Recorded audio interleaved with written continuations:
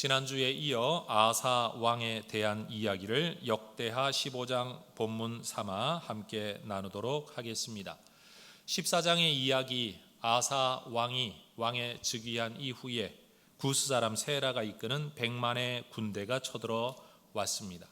하나님께서 기도하는 아사, 그를 도우셔서 이길 수 없는 전쟁에서 이기게 하셨습니다.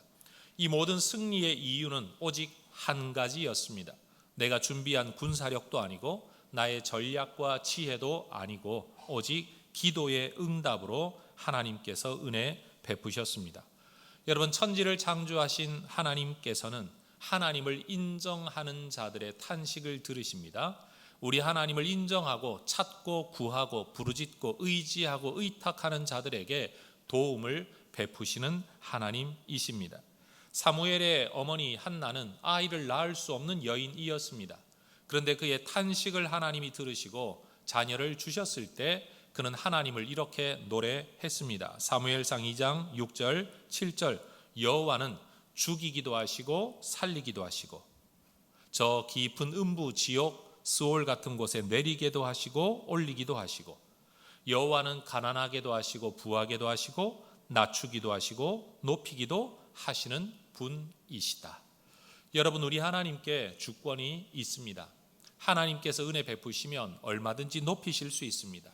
우리 하나님께서 작정하시면 얼마든지 낮추시기도 하십니다. 한나가 섬겼던 이 하나님, 기도 한마디에 여러분 죽을 수밖에 없고 망할 수밖에 없던 나라가 승리를 얻게 되는 이 하나님을 하나님 우리 반대편에 세워놓지 아니하고 우리가 그 하나님 편에 서서 살아가고 있다는 게 얼마나 감사한 일입니까?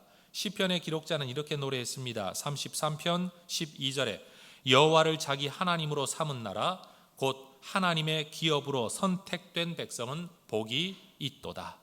여러분, 하나님을 자기 하나님으로 삼는 자는 복이 있다 말씀합니다. 왜 그렇습니까? 높여주시는 분이시니까요. 얼마든지 기도하면 살려주는 분이시기 때문에 그렇습니다. 하나님은 이길 수 없는 전쟁에서 이기고 돌아오는 아사 왕에게 한 선지자를 보내십니다. 한 설교자를 보내신 거죠. 아사 왕은 지금 자기 힘으로 얻을 수 없는 것을 얻었습니다. 100만의 군대가 전쟁을 위해 준비해온 군수 물자를 모두 노량물로 얻은 겁니다. 이룰 수 없는 일을 이루었습니다. 이길 수 없는 전쟁에서 이긴 것입니다. 만약 지금 그들이 처해 있는 지금의 자리, 이길 수 없는 전쟁에서 이기고 얻을 수 없는 것을 얻고 내 힘과 내 전략과 내 능력으로 이룰 수 없는 자리에 이르러 있는 이 자리, 얼마나 복된 자리입니까? 은혜의 자리입니까? 축복의 자리 아닙니까? 이러한 삶을 하나님이 견고케 하시고 창대케 하시는 이런 삶을 앞으로도 살아가기를 원한다면 그들이 꼭 기억해야 할 것이 있다라고 하나님께서는 선지자를 통해 가르치시는 겁니다. 2절을 보십시오. 너희가 여호와와 함께하면 여호와께서 너희와 함께 하실 것이다. 너희가 만일 그를 찾으면 그가 너희와 만나게 되시려니와 너희가 만일 그를 버리면 그도 너희를 버리실 것이다. 여러분, 선지자가 선포하고 있는 이 말씀은 역대기 전체를 꿰뚫는 주제 말씀입니다. 그뿐만이 아닙니다. 이스라엘 역사 전체를 아우르는 성경이 우리에게 말씀하는 주제이기도 합니다. 따라하십시다. 너희가 여호와와 함께하면 여호와께서 너희와 함께 하실지라.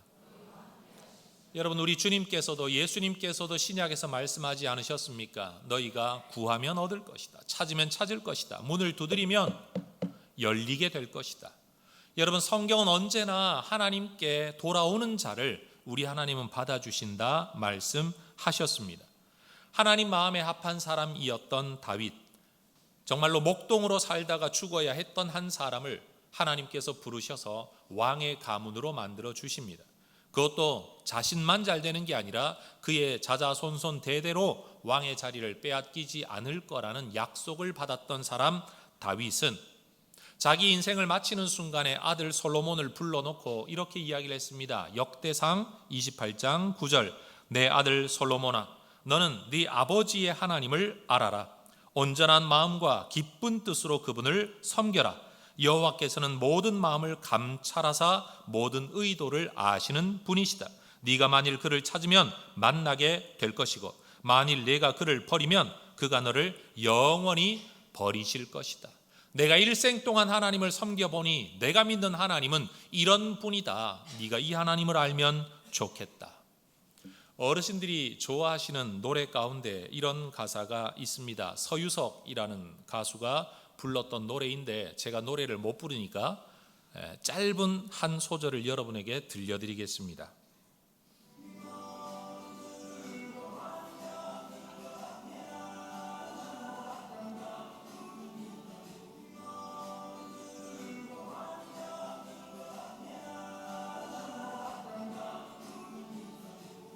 따라 부르고 싶죠. 여러분, 젊은 때를 다 살아본 어르신들은 젊은 사람들을 향해 무슨 이야기를 해도 경험 속에서 나오는 것이기 때문에 그것은 사실입니다.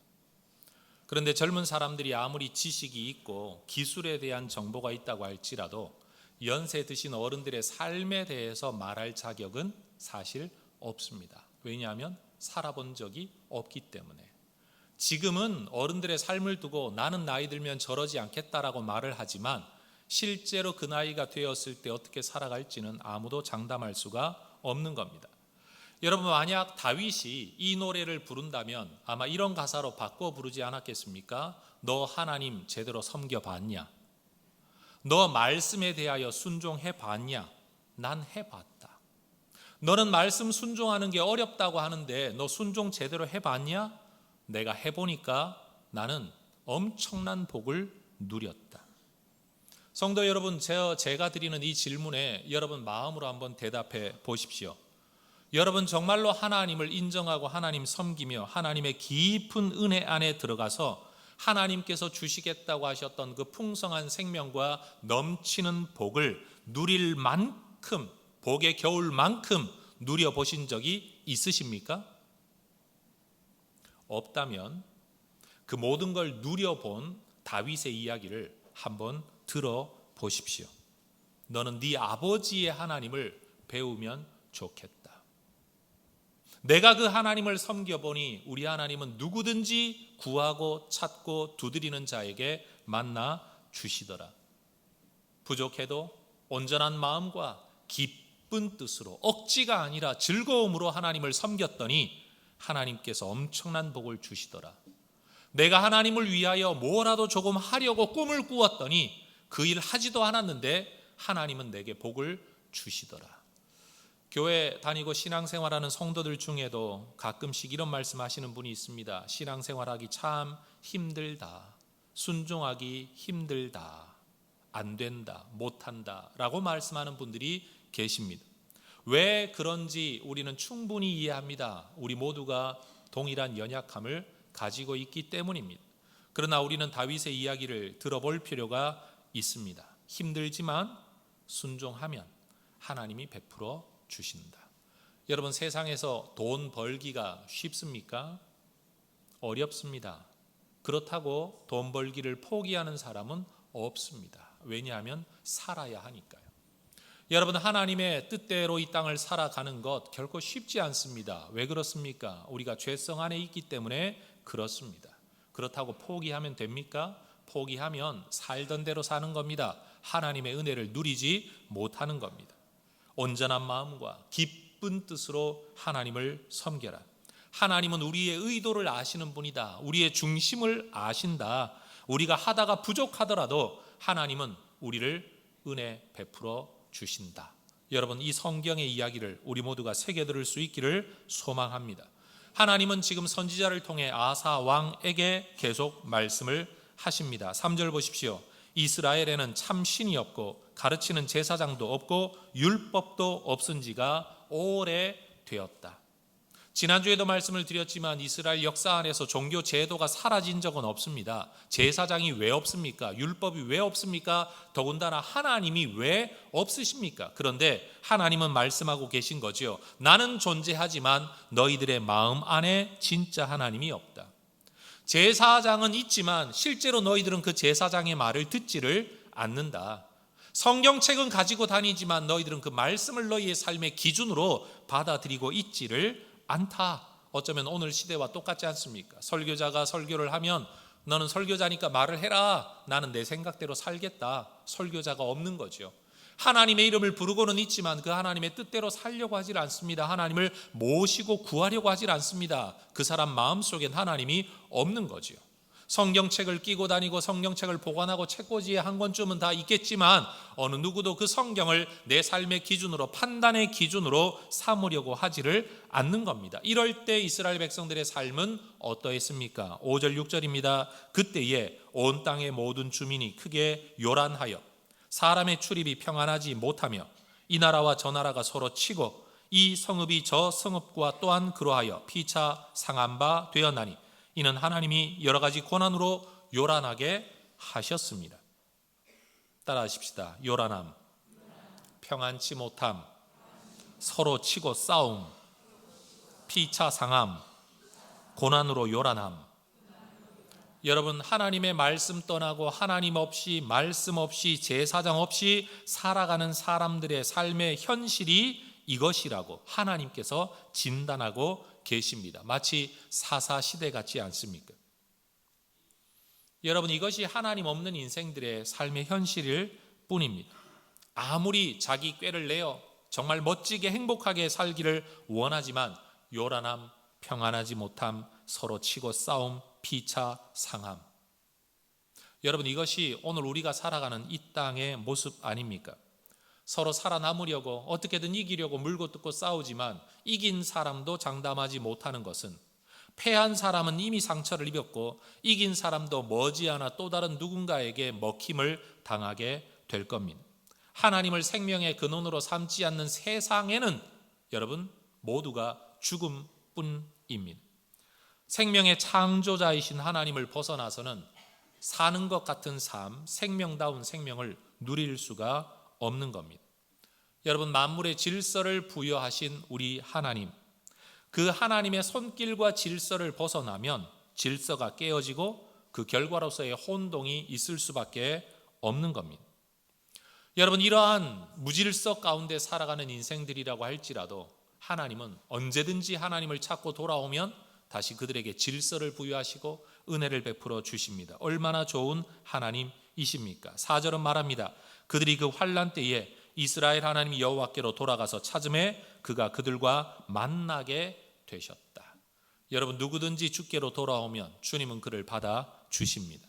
여러분, 그렇기 때문에 우리가 하나님의 은혜 안에 들어와 조금이나마 생명을 누리고 살아가고 있다면 지금 하나님 바깥에 있는 분들을 생명으로 초청하는 일은 당연히 우리가 해야 할 일이라고 믿습니다. 그렇기 때문에 선지자는 다시 한번 아사와 그의 백성들에게 강력하게 권면하는 겁니다. 7절을 보십시오. 그런즉 너희는 강하게 하라. 너희의 손이 약하지 않게 하라. 너희의 행위에는 상급이 있음이라. 마음을 강하게 하라고 합니다. 나 같은 것이 하나님께 돌아간다고 하나님이 복을 주시겠어라고 포기하지 말고 돌아오면 하나님 붙들어 주신다, 지켜 주신다. 강해라. 마음을 강하게 해라. 믿음을 가져라. 약속에 대한 확신을 가져라. 절대 포기하지 말아라. 너희들이 행하는 그 모든 한 걸음 한 걸음에 대하여 하나님은 갚아 주신다. 따라하십시다. 너희 행위에는 상급이 있으리라. 너희가 행하는 모든 일에 하나님은 갚아 주실 거다라고 말씀하시는 거죠. 이 말씀을 들은 아사, 그 말씀에 대하여 믿음으로 반응합니다. 8절 보십시오. 아사가 이 말 곧 선지자의 예언을 듣고 마음을 강하게 하였다. 강하게 하라 7절 말하니 8절에 강하게 하였다는 겁니다. 그리고 그 말씀을 따라 자기의 삶의 재정비를 합니다. 가증한 물건들을 유다와 베냐민 온 땅에서 없애고 또 에브라임 산지에서 빼앗은 성읍들에서도 없애고 또 여호와의 낭실 앞에 있는 여호와의 제단을 재건하였다. 말씀을 들었을 때에 말씀을 따라 반응하는 겁니다. 우리 예수님께서도 탄식하며 말씀하셨죠. 이 시대가 얼마나 완악한 시대인지 피리를 불어도 춤추지 아니하고 애곡을 하여도 아무도 울지 아니한다. 슬퍼하지 않는다. 여러분, 저는 우리 혜성의 가족들이 말씀에 반응하는 사람들이 되기를 소망합니다. 여러분, 집회를 다녀보고 설교를 하러 다녀보면 설교 듣는 모습만 봐도 이 교회가 지금 어떠한지, 앞으로 어떻게 될는지 보이는 것 같아요. 아마 우리 교회에 와서 설교하는 분들도 그것을 느끼실 거예요. 기본적으로 말씀에 대하여 적극적으로 반응하는 사람들은 여러분 그만큼 하나님께 민감한 겁니다. 그리고 말씀에 반응하여 순종하게 되면 하나님이 갚아주실 거라는 것은 오늘 성경에서도 약속되어 있는 내용 아닙니까?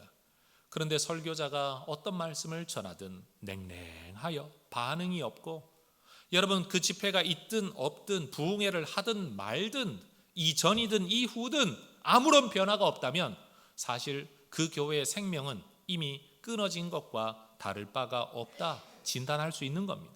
그 교회가 앞으로 성장하고 부흥될 거다라고 아무도 생각하지 않습니다.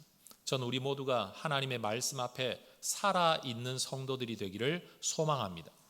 때로 어떤 교회를 가보면 지나치게 아멘을 너무 자주 해서 설교의 리듬을 깨어버리는 성도들과 교회 분위기가 있기는 합니다만, 그럼에도 불구하고 여러분 말씀을 적극적으로 반응하는 자, 강하게 하라, 강하게 하여, 바로 이 7절과 8절에 나타난 이 반응이 아사의 삶이 얼마나 하나님 앞에 살아있는 인생인지, 하나님의 복을 누릴 만한 모습인지를 보여주는 것 아니겠습니까? 설교자는 끊임없이 피리를 부는데 어느 누구도 춤추지 않는다면, 여러분 설교자가 여기서 탄식하고 있는데 어느 누구도 애통해하지 않는다면 사실 이미 그 이후에 어떤 결과를 얻게 될는지는 뻔한 겁니다. 옆에 분과 한번 인사하십시다. 말씀에 반응하는 성도들이 되십시다. 여러분 신약 성경 야고보서에도 이런 구절이 있습니다. 1장 22절 이하입니다. 너희는 말씀을 행하는 자가 되고 듣기만 하여 자신을 속이는 자가 되지 말라. 오늘 이 시대 사람들 성경 다 안다라고 말을 합니다. 그런데 알긴 아는데 삶은 변하지 않습니다. 알긴 아는데 하나님의 역사는 없습니다.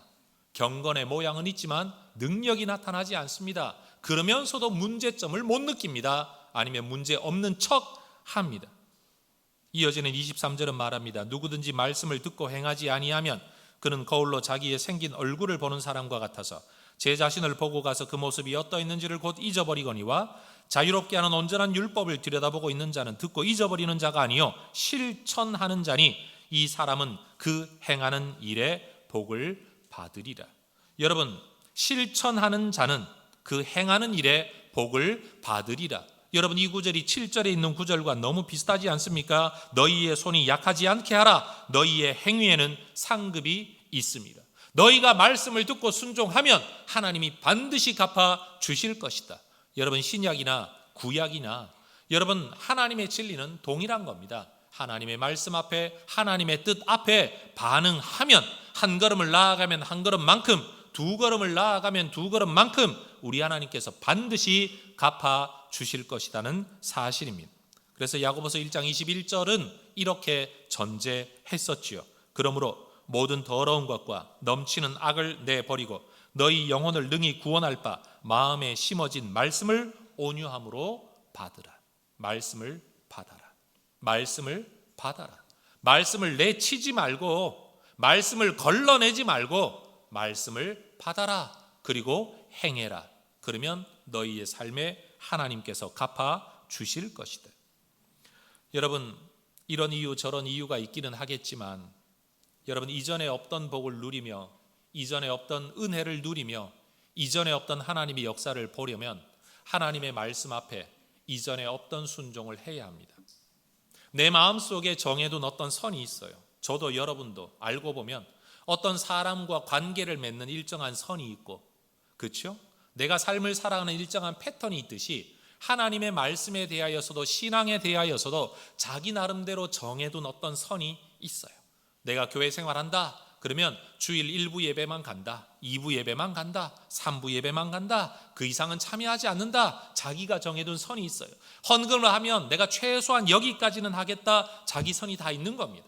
여러분 지금껏 내가 정해둔 그 선 안에서 지금까지의 은혜를 여러분이 누려오셨다면, 만약 여러분이 더 큰 하나님의 은혜를 누리기 원한다면 여러분 똑같은 선을 지켜서는 그 이상의 은혜를 누릴 수 없는 것 너무 뻔하지 않습니까?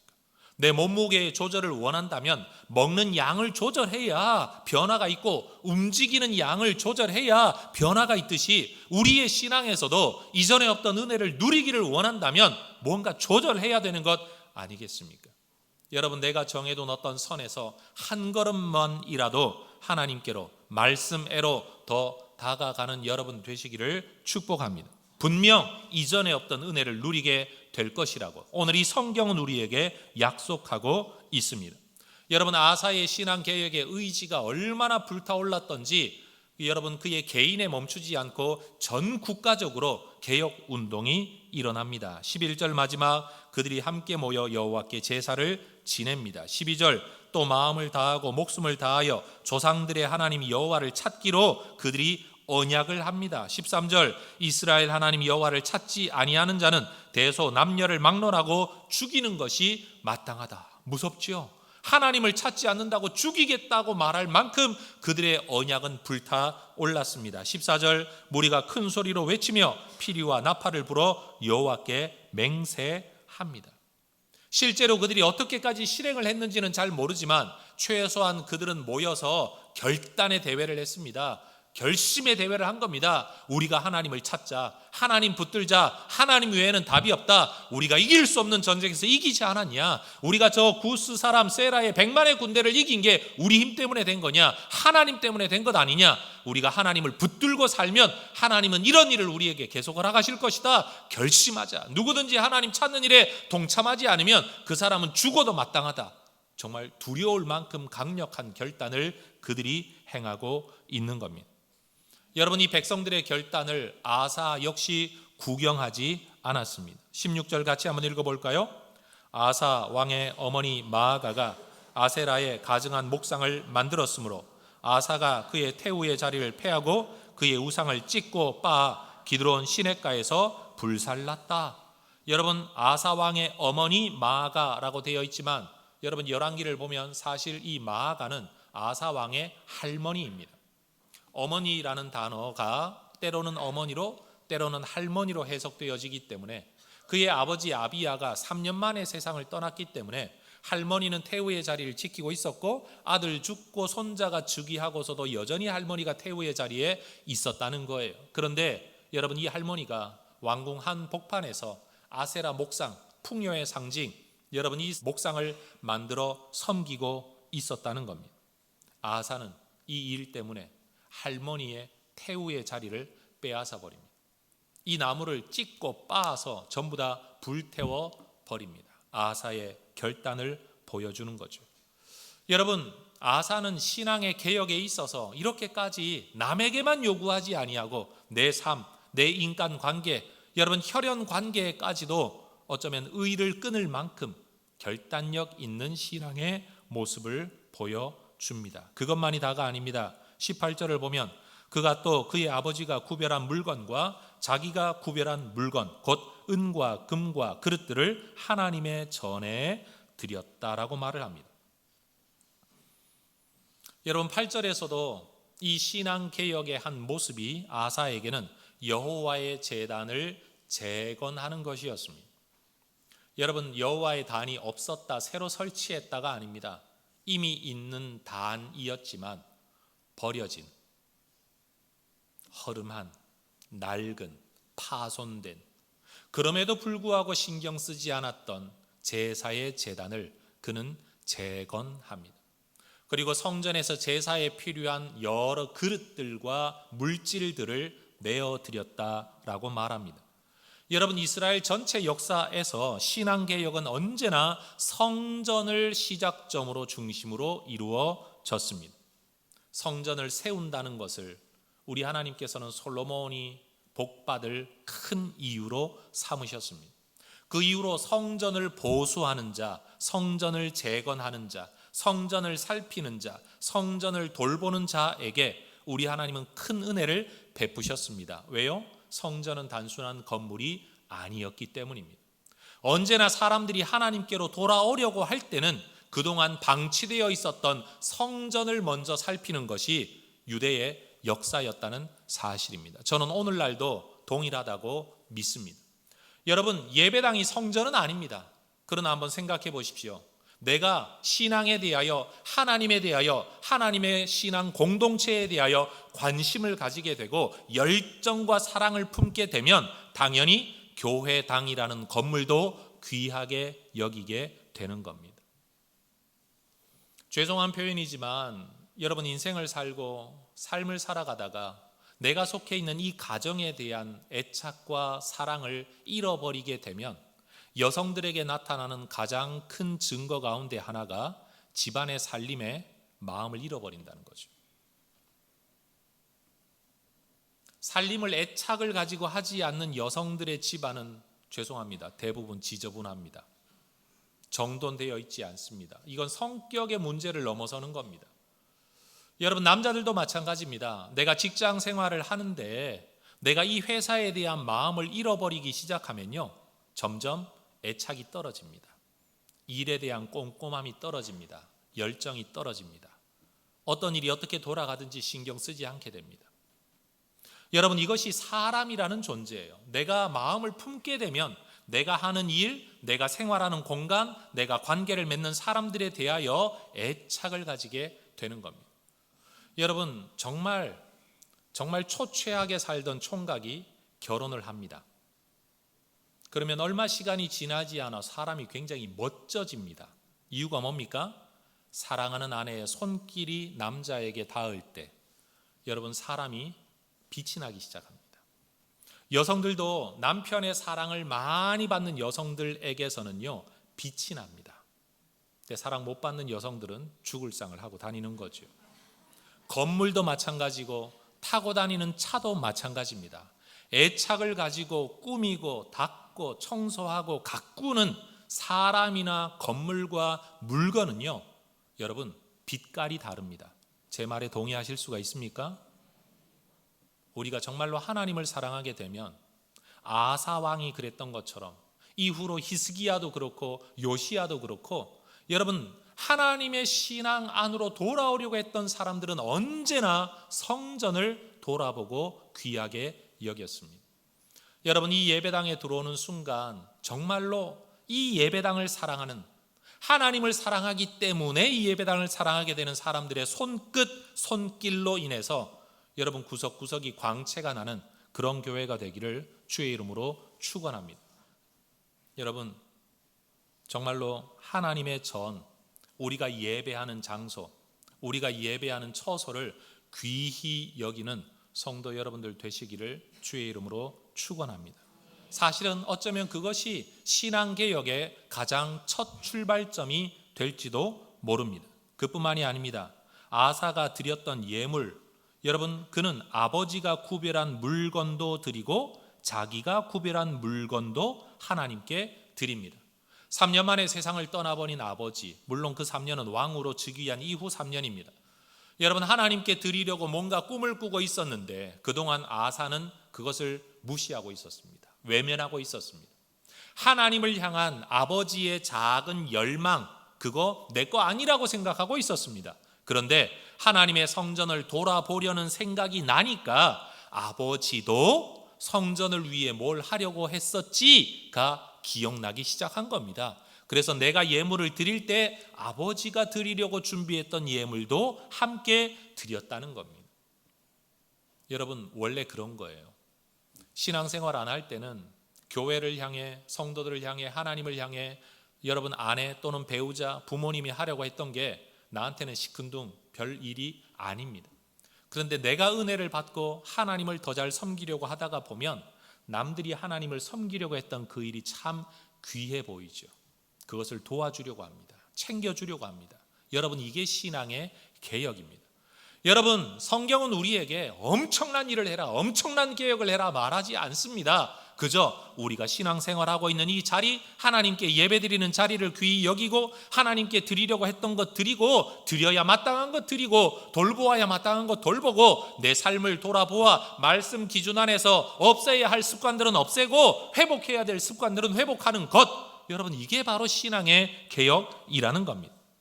아사가 이런 일을 행했을 때 나타난 결과가 무엇입니까? 9절 하반절을 보면 이스라엘 사람들이 아사의 하나님 여호와께서 그와 함께 하심을 보고 아사에게로 돌아오는 자가 많았음이더라. 여러분 르호보암 때도 이런 일이 있었잖아요.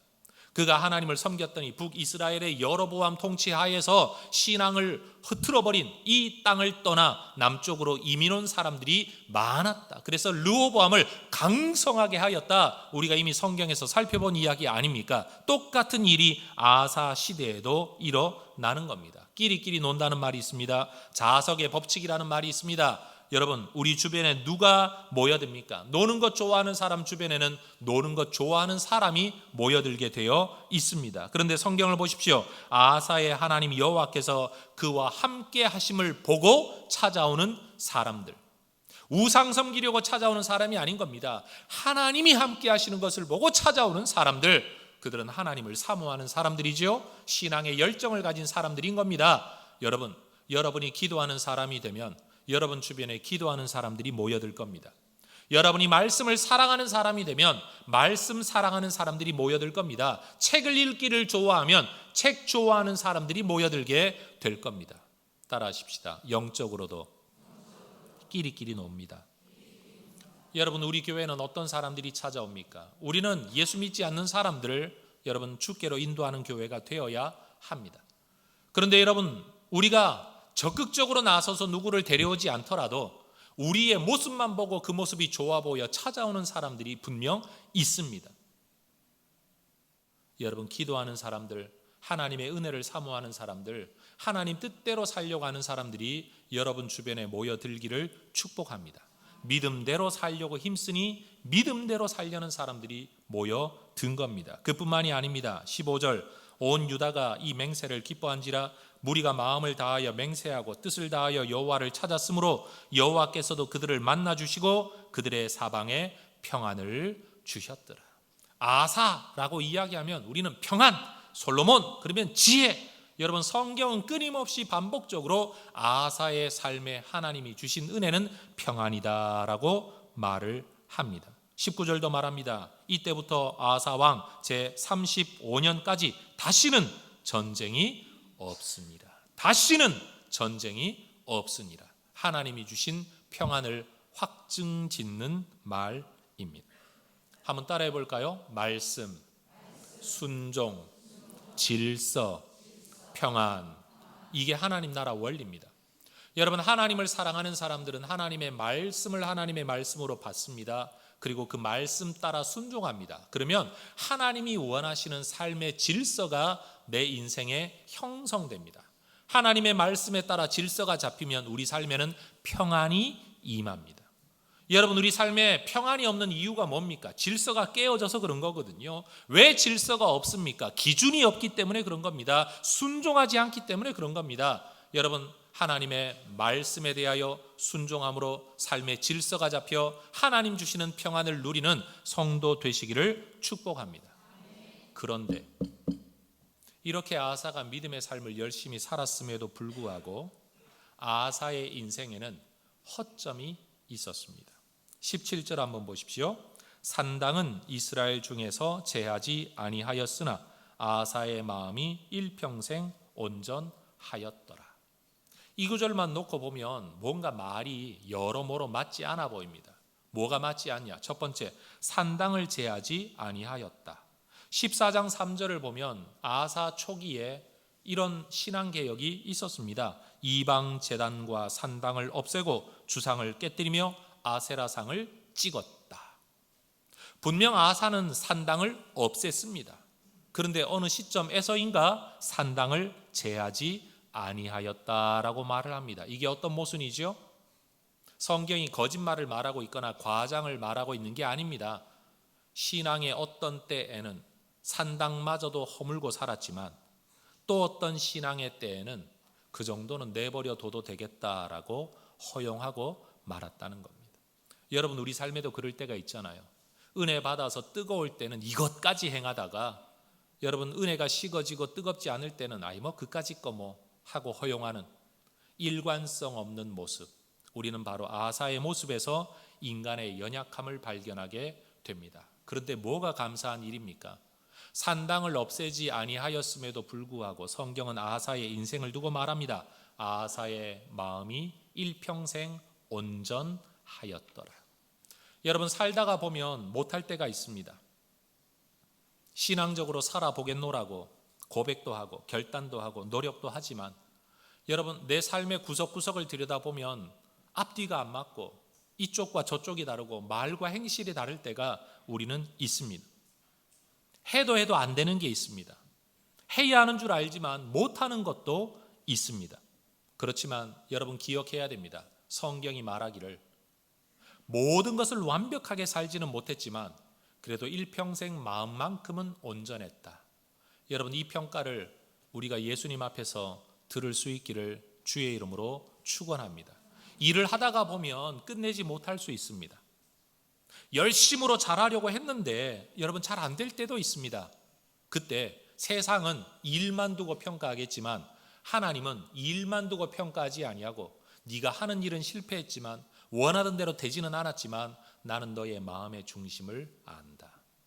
네 마음의 중심만큼은 온전했다는 것을 나는 안다. 여러분, 얼마나 감사합니까? 여러분, 저는 제 자신에게 늘 이렇게 되새기며 살아가고 그러다 보니까 설교할 때 이 문장과 말이 자주 표현되기도 합니다. 꿈을 꾼다고 다 이루어지는 것은 아니지만 꾸지도 않은 꿈이 이루어지는 법은 없다. 기도한다고 내가 원하는 대로 다 응답받는 건 아니지만 하지도 않은 기도가 응답받는 일은 없다. 노력한다고 애쓴다고 다 성취하는 건 아니지만 노력하지도 않은 사람이 성장하는 법은 없다. 그러니 여러분, 일이 되냐 안 되냐, 결과가 어떠하냐를 따지기 이전에 일단 마음의 중심은 바로 해야 되지 않겠습니까? 여러분, 해봐야 소용없다라고 말할 게 아니라 해서 안 되더라도 하나님 기뻐하시는 일에 순종은 해야 되지 않겠냐. 여러분, 이런 의도가 우리에게 필요하다는 겁니다. 그까짓 거 해봐야 뭐하냐. 여러분, 그러지 않다는 거죠. 제가 어려서부터 말을 좀 잘 못했습니다. 제가 지금 생각해도 그런 것 같아요. 누님이 두 분이 계신데 그리고 저와 제 남동생이 있는데 그래도 누님들이다 보니까 생일 때만 되면 야, 선물 뭐 해줄까 묻습니다. 제 동생은 아주 지혜롭습니다. 뭐 체육복 사주세요, 뭐 해주세요. 물론 존댓말을 하진 않았지만 누님들한테 그렇게 말하면 그런 건 해줄 수 있지 하고 사줍니다. 근데 저는 철딱서니 없이 뭐 해줄까 그러면 차 사주세요. 뭐 해줄까 그러면 그냥 집이나 사주세요. 사실은 이미 그 마음으로 충분하다, 괜찮다라는 말을 그렇게 한 건데 그렇게 했다면 진짜 아무것도 안 해주더라고요. 성도 여러분, 우리가 하나님 앞에서 하나님이 원하는 수준을 만족시킬 수 있는 사람이 누가 있겠습니까? 여러분, 하실 수 있습니까? 저 못합니다. 그럼 할 수 없기 때문에 아예 안 하면 되는 겁니까? 내가 헌금한 이게 이 일에 무슨 도움이 되겠냐? 아유, 아서라, 괜히 부끄러움 당한다. 이거 옳은 태도일까요? 끝까지 갈 거 아니라면 아예 집어쳐라. 여러분, 그게 옳은 태도일까요? 아니라는 거죠. 많은 사람들이 말을 합니다. 제대로 할 거 아니면 아예 안 하는 게 낫다. 그러나 저는 이렇게 말합니다. 하나님을 위해 작은 순종 하나를 할지라도 하는 만큼 남는다. 저는 하나님을 믿는 신앙생활과 순종은 하는 만큼 남는 일이라고 저는 분명히 여러분에게 말씀드리고 싶습니다. 아사의 삶은 온전하지 않았습니다. 그러나 성경은 아사의 마음은 온전했다고 인정해 주십니다. 하나님은요, 결과 보고 평가하시는 게 아니고 우리의 중심을 보고 평가하십니다. 여러분, 의도적으로 포기해 버리는 것하고 의도한 대로 되지 않았지만 선한 꿈을 가지고 사는 것하고는 완전히 다른 일입니다. 성도 여러분, 하나님의 말씀, 그것이 여러분 마음에 들려질 때 어떤 형태로든지 반응하시기를 바랍니다. 아이고, 이까짓 것 하루 이틀 또 이러다가 나 또 식어질 텐데 뭐 하루 이틀이라도 순종하면 하루 이틀 한 만큼이라도 우리 하나님은 갚아주실 줄로 믿습니다. 여러분, 이 말은 저도 실행 못하지만 논리적으로는 이 말이 가능하죠. 여러분, 물에 빠지지 않고 걸을 수 있는 방법이 뭐죠? 논리적으로 제가 질문했습니다. 물에 빠지지 않는 방법은 물에 빠지기 전에 그 다음 발을 옮겨 놓으면 됩니다. 제가 논리라고 그랬습니다. 실행 능력 아닙니다. 논리적으로 똑같은 겁니다. 작심 삼일을 이길 수 있는 방법은 3일마다 작심 삼일 하면 됩니다.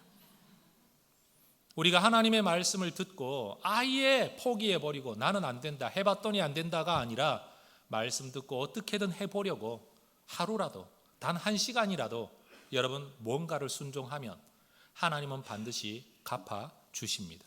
아하사의 삶은 우리에게 바로 그것을 보여주는 겁니다. 여러분 책을 끝까지 안 읽을 거면 집어쳐라. 그게 아닙니다. 한 페이지를 읽어도 한 페이지 읽은 사람은 한 페이지도 안 읽은 사람하고는 다른 겁니다. 제 말이 맞죠? 맞아요, 틀려요? 여러분 성경을 맨날 창세기부터 시작해서 끝내지 못하고 해마다 연초만 되면 창세기, 그것도 실패하면 마태복음, 여러분 그러다가 다시 덮는 한이 있더라도 아예 안 읽는 사람보다는 그 사람을 하나님이 기뻐하실 줄로 저는 믿습니다. 우리 모두가 하나님 앞에 세상의 거짓말에 속아 넘어가지 말고 성경대로 순종하면, 실천하면, 따르면, 하나님 말씀에 이끌림을 받아 어떻게든 한 걸음을 옮기면 주께서 우리에게 은혜 베푸실 거다. 여러분 이 믿음 가지고 살아가시기를 주의 이름으로 축원합니다. 청소 안 하던 아내들이 오늘 혹시라도 청소하면 남편들 옆에서 잘한다, 얼마나 가나 보자 그러지 말고 하는 그 자체로 칭찬해 주시면 됩니다. 내일 안 할지라도 남편들도 마찬가지입니다. 금연하겠다, 뭐 하겠다 하면 얼마나 가나 두고 보자 그러지 마시고 한 만큼이라도 칭찬을 해 주시는 게 우리 하나님을 닮아가는 모습인 거지요. 우리 예성교회가 이런 신앙생활을 통해 여러분 한 해 한 해 지나가면 지나갈수록 이전과는 다른 하나님께로 더 가까이 나아가는 하나님의 공동체가 될 수 있기를 주의 이름으로 축원합니다. 기도하겠습니다.